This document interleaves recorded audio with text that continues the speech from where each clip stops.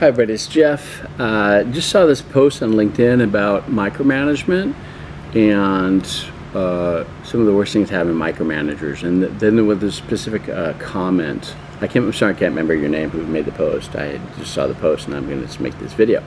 And then saying that the whole thing about the lined paper example, that the manager told you to write with lined paper and not to write with unlined paper.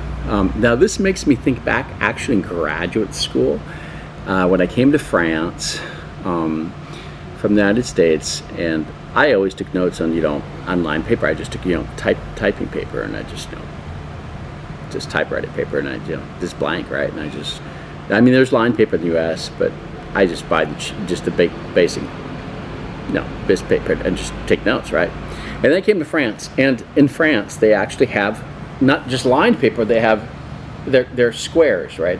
It's all squares, right?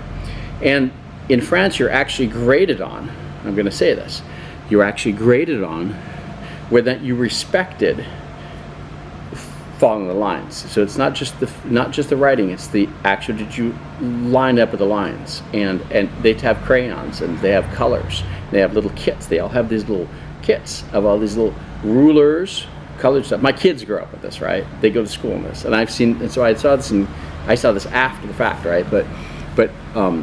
And I saw this when I was doing my master's degree in France. That they all had these little pouches of colored pencils and colored pens and rulers, and we're spending a lot of time doing all this stuff. And I'm I was kind of watching this, and one of the students one day said to me, one of the fellow students said to me that she says, that she actually made the same kind of statement, that it was inappropriate for me to be taking notes with unlined paper. With actually there are no lines at all, nothing. And I laughed, and I said to her, now see, this is a process-oriented thing versus a results-oriented thing, right? So she was coming with a process-oriented focus, right? You got to do this process, you got to do this process, you got to do this thing, because that's the way we've been trained to write with colors.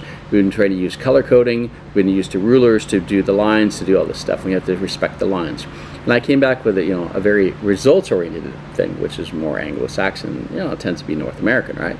And I said, at the end of the day, it doesn't matter what lines I make. It matters whether or not I get a 17 out of a 20 on my final exam and on my thesis. That's the answer. I did get the 17, right?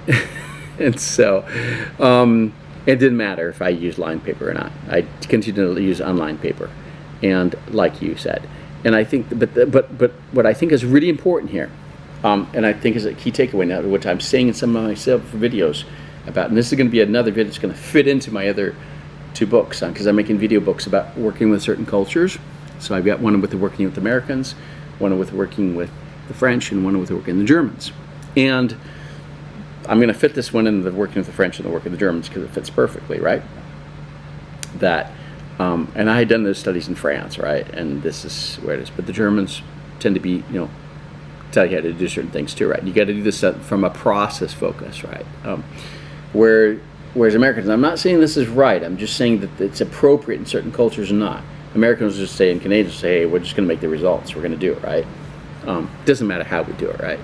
That isn't always good, because sometimes it can end up in chaotic thinking and not having documented things. There are some disadvantages that I do agree with. I will say that.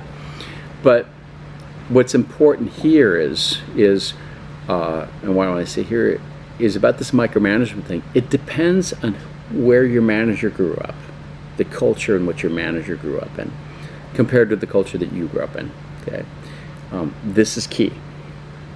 If you come from different cultures that have different cultural values on form versus content, okay, and the importance of highlighting form, because everybody highlights content, right? But then some cultures highlight form too, the format and the form and how you do it, and also does your manager come from a culture that emphasizes and it reinforces the concept of following a procedure and a process that's process oriented, versus if they come from a results oriented culture. So if you have conflict, if you have different differing views on results versus process oriented, that's going to come down to Melissa Lamson's, that I cite in my video series here. So, and I'll put this in both of the books. This is key.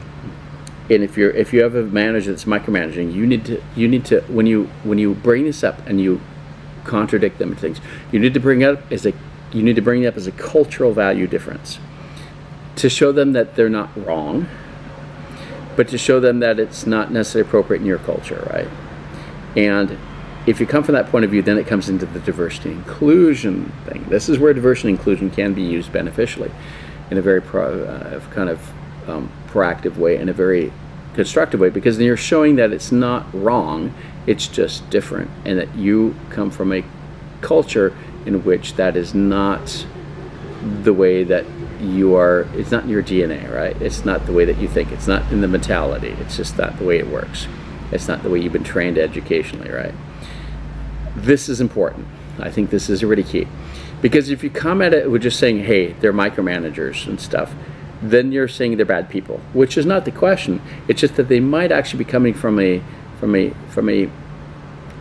educational point of view in which they were focused to have to be process oriented, and they want to focus on form, right? And so this is really key. I think this is a really thing to help get away from that, seeing it as it's tagging people. What you're doing is you are emphasizing a cultural value that's different. So that's my thoughts today on that. Sitting here at McDonald's in the outside, right? Just because I wanted to get this after coffee, I just want to kind of get this off. I saw I got to say this because I lived in this graduate school. That student, I just say, this is so funny.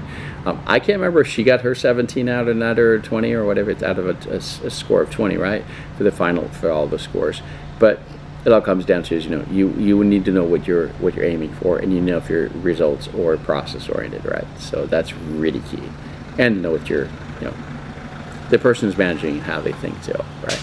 Okay, have a good afternoon, day, or evening wherever you're at in the world.